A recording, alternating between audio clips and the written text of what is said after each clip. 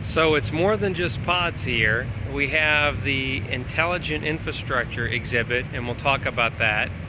And then we have the full-size pod along with its chiller. And then in the foreground, you've got the city-scale EcoPod model. You've got a larger EcoPod model. You've got the 20cm, 20cp, 20 PM modules, and then finally you've got the DX with the ECS display in it. So I'm going to walk you through a little bit with each of these things are.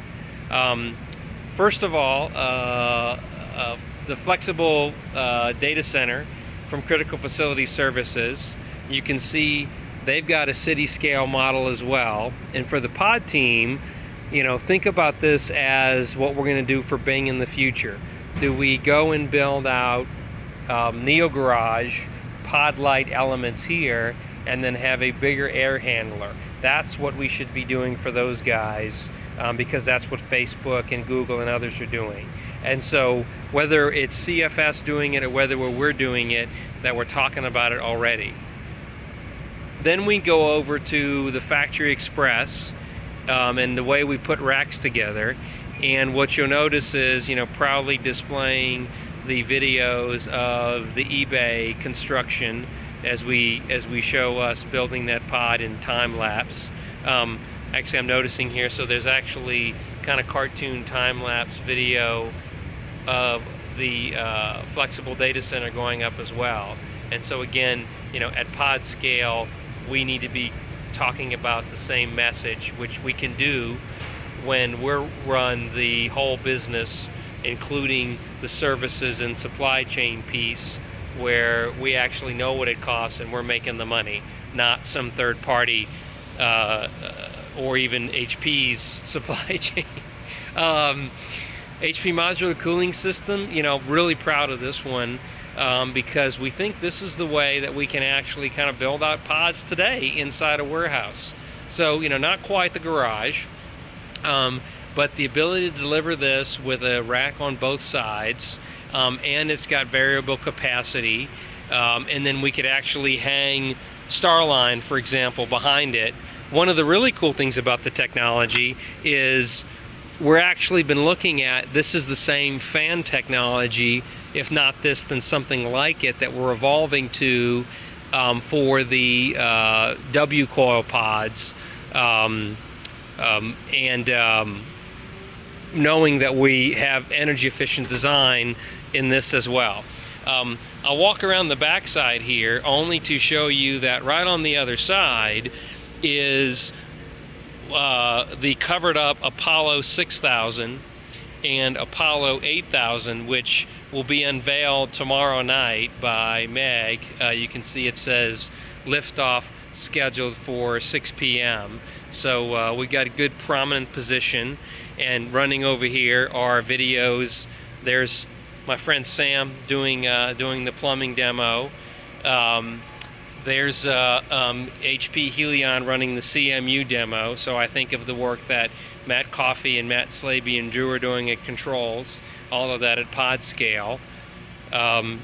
Both Eagle blades and Apollo blades on the table here. So coming around full circle back to the pod stuff. And so in the foreground, you've got the scale model of the 20CE, which is exactly that model over there that will be going inside in a little bit. And you can actually see the video outside actually showing the 20CE, 20cm, and 20pm. And you can see here are the scale models on the table with their big brother, the EcoPod, and I think that's actually the same scale. Yeah, that's probably right, 22 feet versus 40 something feet, so that's kind of cool. And then of course, you know, my favorite, the city scale model, which really talks about the way that data centers are built with pods. And what's really cool is you can kind of look over there and it's right by the other city scale, so it's a contiguous story. Then we go up into the pod itself with the fancy graphics. Good job, Belgie, and of course Teresa. I think Teresa came in early and lick and stick this whole pod to get these decals on in time. You know, I think John showed this before, but literally now showing a configuration of various IT types in the pod. So this is all Eagle, and then we'll have other configurations with blades, and then a rack of real hardware here, which is always cool, and then the touchscreen ECS. Let's see, the lights are off here. We'll turn the lights on. There we go. Might be a little bit harder to see all that stuff. And someone will have to show me how to move it so I don't hurt myself for the demos tomorrow. But then you can close up the door. And maybe the door was open on purpose to not get it too hot. So I'll open the door back up. And then we'll walk outside and show you the rest of it. And so here's another thing where Jeff had built the clear model, the see-through, last year with the variable frequency DX on it, affectionately known as, is this Apostasy? No, Tonka. Maybe Tonka's the code that runs on it.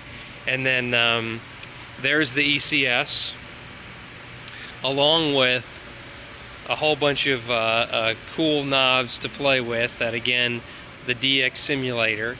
I expect that I'll be finding many of my geeky engineering friends as we go through this here.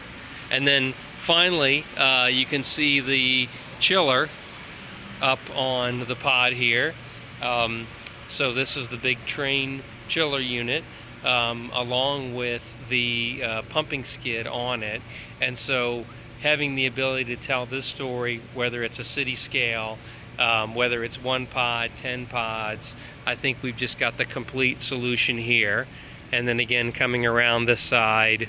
And so I just want to thank all you guys and girls for all the work that you've been doing on this.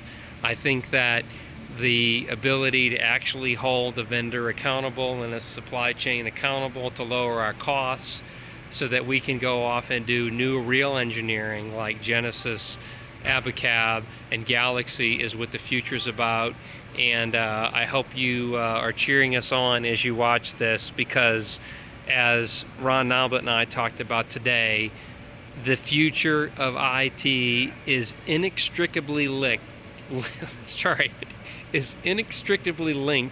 to data centers. They cannot exist without each other, so we have plenty of opportunity to continue to grow and define this space, because this is going to be what defines the next generation IT, which we all call Genesis and Galaxy. And from Discover, that's a wrap.